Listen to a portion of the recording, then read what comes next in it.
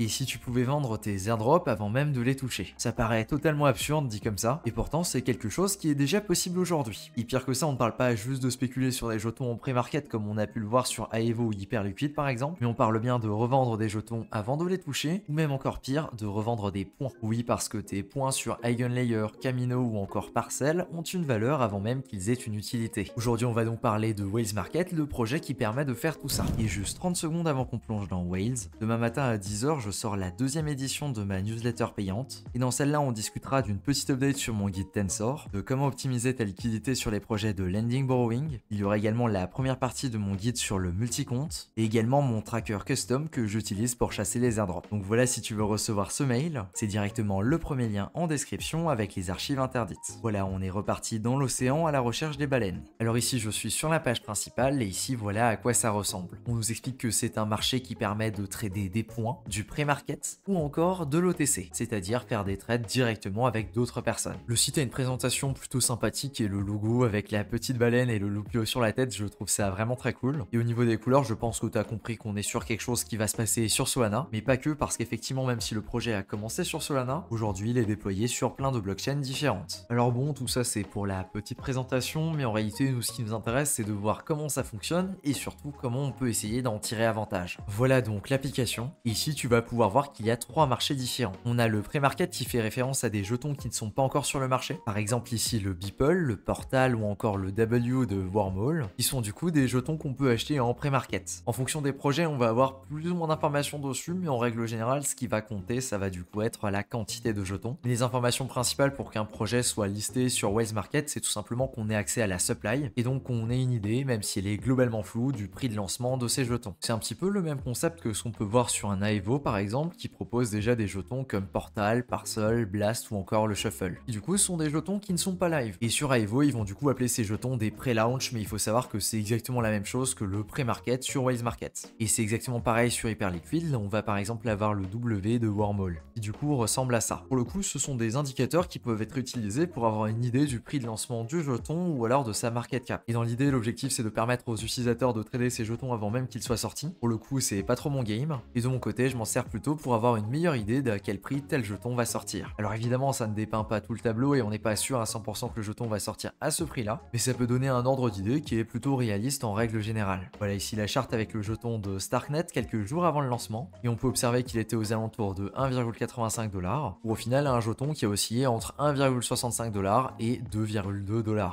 Alors évidemment, il y a cette petite partie-là, là où il y a eu le listing sur Binance, mais elle était tellement courte que je ne vais pas la compter. Là où c'est loin d'être un indicateur extrêmement fiable, ça peut te donner une idée pour certains jetons qui ne sont pas encore sortis. Revenons-en du coup à notre Whales Market, donc ça c'est la première possibilité, c'est d'acheter en pré-market. Et ensuite on a une deuxième possibilité, c'est juste ici Points Market qui permet du coup d'acheter et de revendre des points. Pour le coup on y reviendra un petit peu plus tard car c'est un dérivé de la première fonction, le pré-market. Et la dernière catégorie c'est l'OTC du coup Over the Counter. Et là on est sur quelque chose d'un petit peu différent et surtout de plus classique. L'objectif étant tout simplement de faire des échanges de pair à pair, c'est-à-dire d'individu à individu et ça sans slippage. C'est en général quelque chose qui est utilisé pour settle des gros trades là où il y a peu de liquidité. Pour le coup, nous on ne va pas s'y intéresser, on va surtout regarder le pré-market et le point market. Alors maintenant je vais arrêter de tourner autour du pot et pour te montrer et te faire comprendre comment ça fonctionne, et ben on va pas trop avoir le choix que d'utiliser le projet. Pour ça on peut se positionner des deux côtés de la balance, soit on peut décider d'être l'acheteur, soit on peut décider d'être le vendeur. Pour le coup, disons qu'on est un acheteur et qu'on va vouloir acheter cette offre là, c'est-à-dire du jeton W de Wormhole et qu'on va venir en acheter pour 1,7$ par jeton. Je précise ici que je prends une offre qui est totalement random. Je vais donc cliquer dessus et voilà l'interface qui arrive et qui fait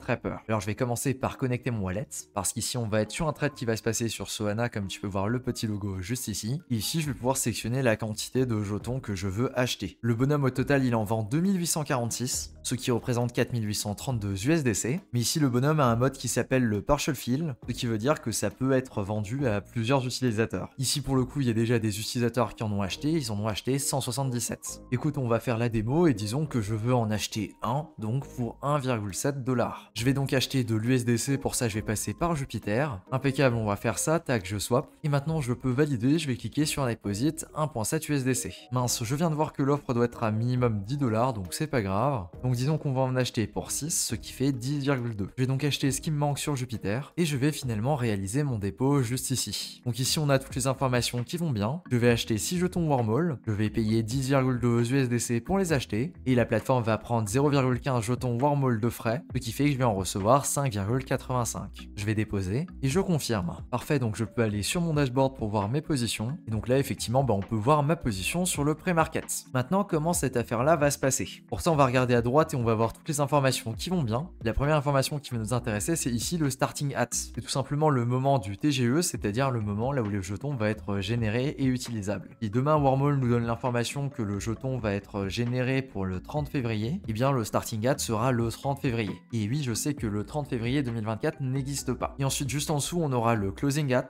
qui du coup correspond à la date à laquelle la personne avec laquelle on a fait le deal va devoir nous remettre les jetons Wormhole, sinon elle aura une pénalité. En général, c'est 24 heures après le lancement du jeton. Ça veut dire qu'à partir du moment là où le jeton est lancé, la personne a 24 heures pour te le remettre. Alors maintenant, j'ai fait tout ce que j'avais à faire pour cet achat et j'ai juste à patienter que Wormhole se décide à donner une date de lancement. Il n'y a vraiment rien d'autre à faire si je me suis positionné en tant qu'acheteur. On va donc faire un avance rapide et on arrive au jour là où le jeton est lancé. Et ici, on va voir deux scénarios possibles. Dans le premier cas, tout se passe comme prévu. Le bonhomme envoie les jetons à la plateforme et la plateforme va nous envoyer les jetons qu'on avait commandés. Et en échange de ça, le bonhomme va recevoir notre paiement. On aura donc acheté 5,85 jetons Wormhole pour 10,2 USDC. Aujourd'hui, au moment là où je fais la vidéo, j'en ai absolument aucune idée de si c'est un bon deal ou un mauvais deal, mais en tout cas, c'est le scénario numéro 1 pour notre offre. Maintenant, il y a un deuxième scénario qui est un petit peu moins plaisant, c'est le cas là où le bonhomme qui est censé nous revendre les jetons Wormhole ne revient pas. Et donc, si le bonhomme dans les 24 heures après le TGE n'a toujours rien livré, eh bien c'est ce cas-là qui va jouer. Nous, en tant qu'utilisateur, on va pouvoir venir annuler notre ordre. Le petit bouton qui est disponible ici, Cancel Order. Et là, si je vais dessus, il me donne l'information que c'est pas encore possible d'annuler mon ordre, simplement car le bonhomme n'est pas en retard sur le paiement, sachant qu'on n'a pas encore de date de paiement. Donc oui, si tu fais des offres pour le fun, sache que tu ne peux pas les annuler. Voilà, c'est quand même plutôt important, surtout sur des jetons dont on ne sait pas quand est-ce qu'ils seront lancés. Maintenant, disons qu'on est effectivement dans ce cas-là et qu'on vient d'annuler notre ordre. Ce qui va se passer, c'est donc qu'on va venir récupérer notre dépôt ainsi que le collatéral du vendeur. Ici, ça va donc correspondre à mon dépôt, donc c'est les 10,2 USDC qu'on a déposé, plus la compensation qui du coup est le collatéral du bonhomme. C'est-à-dire que de son côté, quand lui met en vente ses jetons qu'il n'a d'ailleurs pas encore, eh bien il doit mettre en jeu un collatéral équivalent à son prix de vente. On va se mettre du côté du vendeur juste après et tu comprendras, tu vas voir que ce sera beaucoup plus clair. Ce qui veut donc dire que si le bonhomme ne revient pas, on va récupérer 20,4 USDC, moins du coup les 2,5% de frais de la plateforme. C'est donc comme ça que ça fonctionne quand tu es du côté de l'acheteur. Maintenant, disons qu'on est de l'autre côté et qu'on veut vendre des jetons en pré-market. Pour ça, je peux aller juste ici dans Create Offer. Je vais créer une offre en pré-market. Ici, je vais créer une offre de vente. Celle-là va être sur le réseau Solana. Je vais cliquer sur Suivant. Et là, il me propose les deux jetons qui sont disponibles sur Solana à l'heure actuelle en pré-market. Allez hop, on va prendre le Runestone. Et disons que je veux vendre 1000 jetons Runestone pour 1000 $. Ce qui du coup correspond à un Runestone est égal à 1 $. Si je fais ça, je vais donc devoir déposer un collatéral équivalent, c'est-à-dire un collatéral de 1000 USDC. Et ce sera donc ce collatéral-là qui sera utilisé pour venir compenser les utilisateurs qui ont pris mon offre si jamais je décide de ne pas venir remplir ma part du contrat. On peut mettre une petite description si on veut, et on peut également sélectionner si on veut que plusieurs personnes puissent remplir notre offre ou juste une seule. Ensuite, on a un petit récap et on nous demande de déposer 1000 USDC pour effectivement remplir notre part du contrat. Et une fois que c'est fait, notre offre se retrouvera directement sur la plateforme pré-market ici avec Runestone. Et si tu es vendeur, c'est donc à toi d'aller sur ton dashboard et d'aller dans la partie Mes offres. Et juste ici, tu auras un bouton pour du coup envoyer tes jetons. Voilà pour le fonctionnement du pré-market des deux côtés. Donc maintenant, on vient de voir le fonctionnement du pré-market. Ça, c'est le cas là où les jetons vont être lancés dans probablement pas si longtemps que ça. Maintenant, il faut savoir qu'il y a également la possibilité de trader des points et ça, c'est via le point market. Et là, effectivement, on est sur un cas qui est un petit peu différent parce qu'on n'a absolument aucune idée de combien de points est égal à combien de jetons. Et du coup, comment ça fonctionne dans ce cas-là? Eh bien, ici, c'est Waze Market qui va déterminer tant de points, ça correspond à combien de jetons. Par exemple, ici, dans l'exemple qu'il donne pour Friendtech,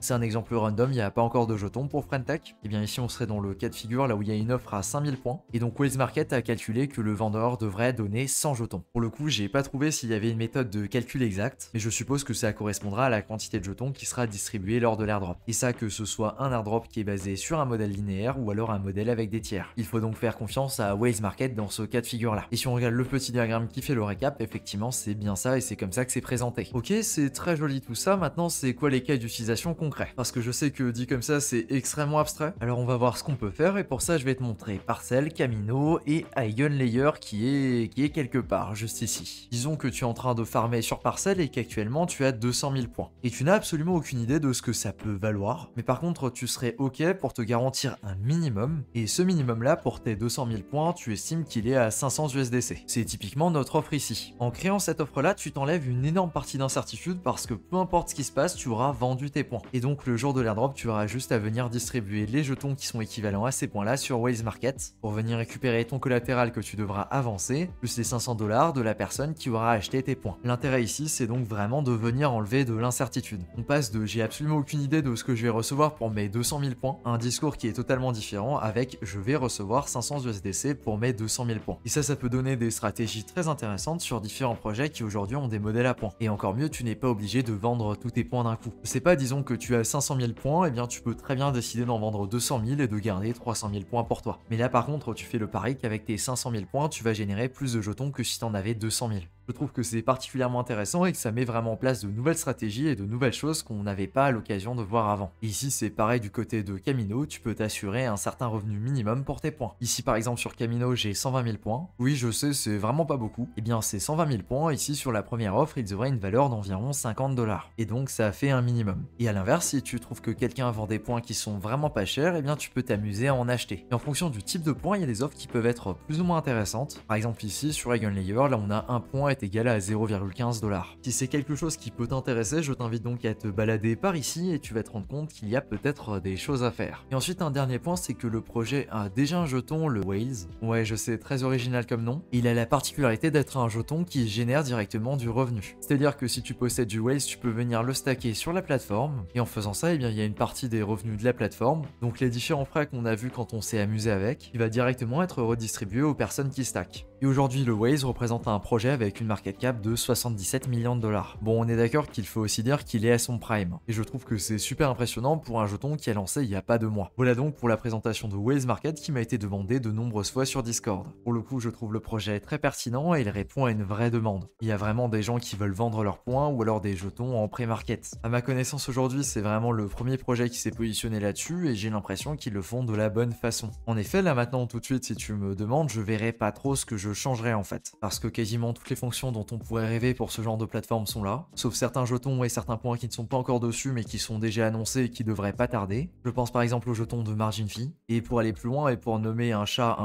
ça transforme littéralement les airdrops à points en liquidity mining. Maintenant, est-ce que c'est une bonne chose ou une mauvaise chose? Ça par contre, je te laisse juger. Maintenant, parlons un petit peu de toute la partie sécurité. Alors évidemment, je suis pas un expert dans ce domaine, mais voilà un petit peu ce que je vois. Déjà, si tu utilises juste la plateforme normalement, en dehors des risques de smart contract, je vois pas grand chose qui pourrait te mettre en danger. À part le fait de penser que la plateforme fait ça alors qu'elle ne fait pas vraiment ça. Et il y a plein de petites subtilités sur lesquelles tu pourrais te faire avoir, notamment le fait que quand tu files une offre, tu ne peux pas directement l'annuler. Mais en fait, c'est pas vraiment des pièges, c'est juste dans la documentation et c'est le fonctionnement de la plateforme. Donc si tu as envie de l'utiliser, je t'invite vraiment à lire la documentation avant de valider des trucs sans comprendre exactement ce que tu fais. La plateforme n'est pas si compliquée que ça d'utilisation, mais c'est sûr que si tu n'as jamais utilisé un truc qui ressemble à ça de près ou de loin, eh bien il y a plusieurs choses qui peuvent porter à confusion. Ensuite, on arrive à un risque là où les incentives ne sont pas suffisants, mais qui je trouve est bien géré. C'est le cas là où l'airdrop vaut bien plus que le collatéral qui a été déposé par le vendeur. Ici, le vendeur n'a pas vraiment de raison de venir gérer son offre, tout simplement car en vendant son airdrop, le vendeur va venir récupérer bien plus que son collatéral. Et pour le coup, c'est l'utilisateur qui est lésé dans cette affaire, même s'il est quand même compensé. Ensuite, il y a évidemment tous les risques qui s'apparentent à des risques de smart contract, parce qu'ici on est sur quelque chose de nouveau qui n'a pas encore fait ses preuves, en tout cas pas aussi largement que sur des projets qui sont là depuis plusieurs années, et donc ce risque-là au niveau des contrats, eh bien évidemment qu'il est existant. Voilà, je pense que j'ai fait le tour des informations importantes. Comme d'habitude, avant de tester avec des sommes importantes, essaye de faire 2-3 transactions avec des petites sommes et de voir si tu comprends vraiment comment ça fonctionne. C'est un grand classique, mais sur des nouveaux projets que tu ne maîtrises pas totalement, je trouve que c'est vraiment un must. Voilà, c'est tout pour cette vidéo.